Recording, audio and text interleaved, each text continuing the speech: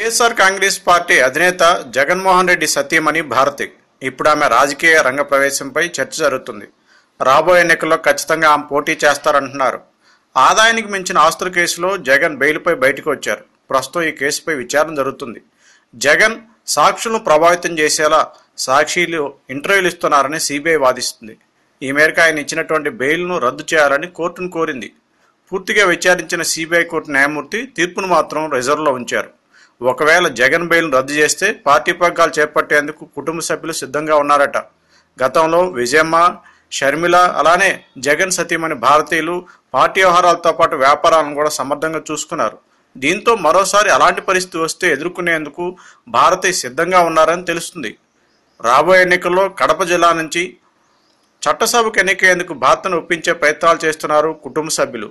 అదే జరిగితే మరోవైపు టీడీపీ నుంచి నారా బ్రాహ్మణి కూడా ఎన్నికల రాజకీయంలోకి దిగే అవకాశం ఉందంటున్నారు. మహిళా శక్తిని అదే శక్తితో జయించే వ్యూహంతో రెండు పార్టీలు ఎత్తులు పై ఎత్తులు వేస్తున్నాయి. గతంలో జగన్ జైల్లో ఉన్నప్పుడు తెలంగాణ బాధ్యతలను పూర్తిగా షర్మిలానే చూశారు. జగన్ బయటకు వచ్చాక ఆమె కనుమరుగయ్యారు. కానీ అడపాదడపా కనిపిస్తున్నప్పటికీ కూడా పూర్తి రాజకీయాల్లో ఆమె లేనటువంటి పరిస్థితి. మరి భారతీయ రాజకీయ రంగంలోకి వస్తే షర్మిల పరిస్థితి ఏంటనేటువంటి చర్చ ప్రస్తుతం కొనసాగుతుంది.